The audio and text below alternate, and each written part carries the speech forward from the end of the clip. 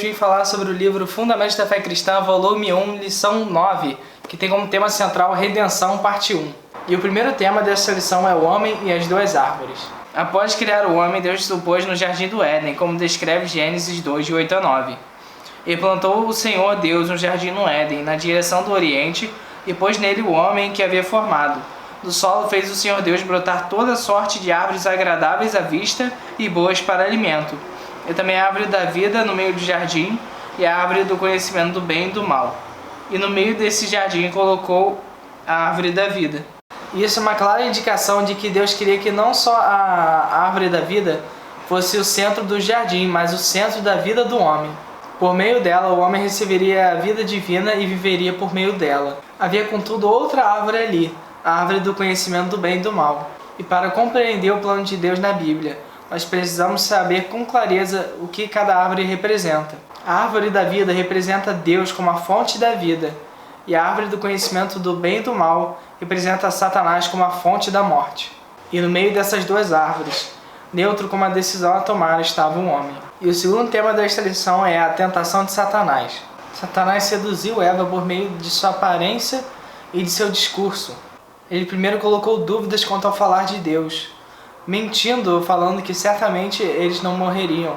Depois ele colocou em dúvida o propósito de Deus, dizendo que o caminho para eles se parecerem com Deus era comendo da árvore do conhecimento do bem e do mal, como está em Gênesis capítulo 3. É certo que não morrereis, porque Deus sabe que no dia em que dele comerdes, se vos abrirão os olhos, e como Deus sereis conhecedores do bem e do mal. Satanás convenceu Eva a não só comer do fruto, mas também de fazer Adão comer do fruto. Ele sempre tenta tirar-nos do terreno da fé e da obediência a Deus para nos levar ao terreno da razão, onde ele pode deturpar o falar de Deus e nos enganar.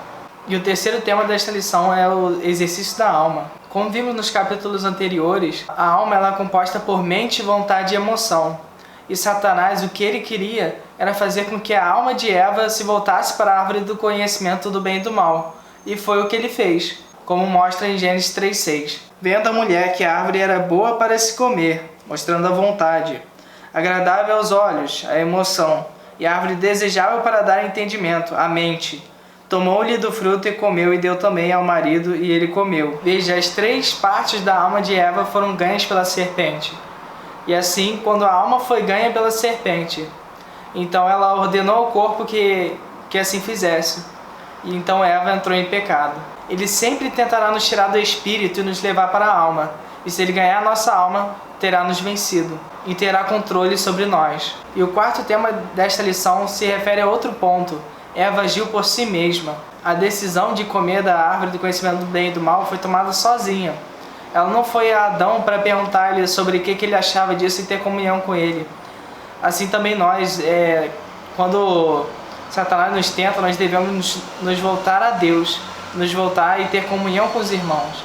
E não tentar ir sozinhos, porque ali nós podemos pecar. Por isso é bom que quando vier essas tentações, nós nos voltemos a Deus e tenhamos comunhão com os irmãos sobre os nossos sentimentos, angústias e dúvidas. Agir por nós mesmos permite que Satanás nos engane, deturpe a palavra de Deus e transforme a bênção em maldição. Você não pode impedir que pássaros sobrevoem sobre a sua cabeça, mas você pode impedir que eles façam um ninho sobre ela.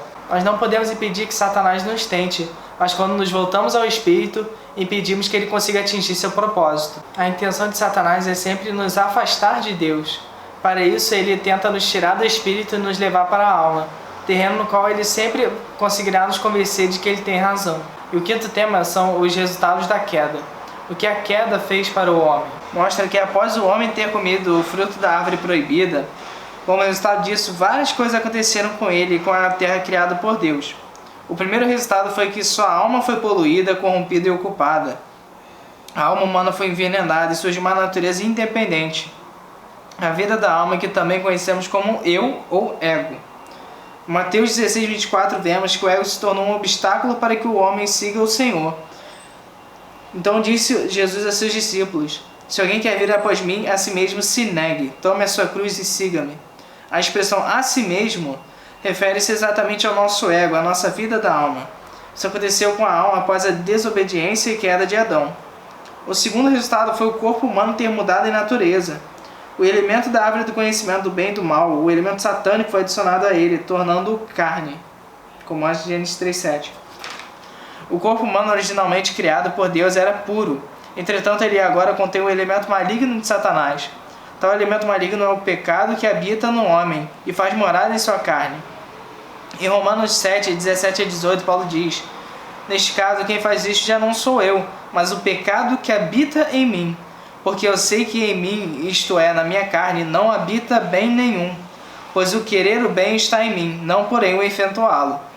A substância má, a natureza do pecado, contaminou o nosso corpo, tornando-o carne, cheio de maldade e concupiscência. O terceiro resultado foi que o espírito do homem foi mortificado, isolando-se de Deus e perdendo a sua função para com ele. Em Efésios 2:1 diz que antes de ter sido salvos, estávamos mortos em nossos delitos e pecados. Não estávamos mortos no corpo ou na alma, mas em nosso espírito. Estar morto significa estar sem função ou sensação. Quando foi mortificado, o espírito humano deixou de ter a habilidade de contatar a Deus e ter comunhão com Ele. O quarto resultado foi que o homem caído foi constituído pecador.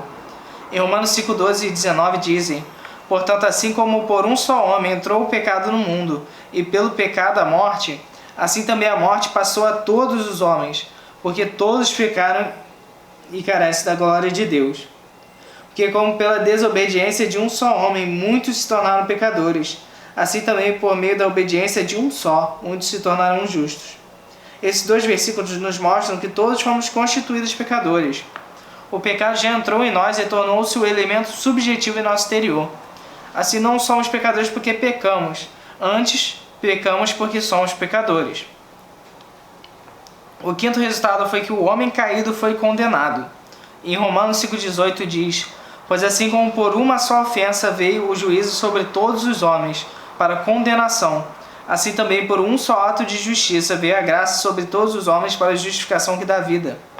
A condenação não inclui apenas Adão e Eva, mas também toda a raça humana. Toda a humanidade foi condenada em Adão. O sexto resultado foi que a maldição foi introduzida, como mostra em Gênesis 3:17-19. Por causa do pecado de um homem, toda a criação está sujeita à vaidade, gemendo e sofrendo angústia sobre a escravidão da corrupção, como está em Romanos 8:20-22. A terra foi amaldiçoada e passou a produzir cardos e abrolhos. Além disso, pelo suor do rosto, o homem obtém o pão por toda a sua vida. Esses são os itens da maldição introduzida por meio da queda do homem. O sétimo resultado foi que o homem foi expulso do paraíso, como mostra em Gênesis 3:23-24. O paraíso era a esfera de vida, que incluía a árvore da vida e no qual o homem podia receber vida. Assim, ser expulso do paraíso significa ser levado para longe da esfera da vida. E o oitavo resultado foi a morte, como está em Gênesis 3:19 e em Romanos 5:12. Em primeiro lugar, o espírito do homem foi mortificado, e por fim seu corpo morreria. Mediante a transgressão de Adão, o pecado entrou no mundo e a morte através do pecado.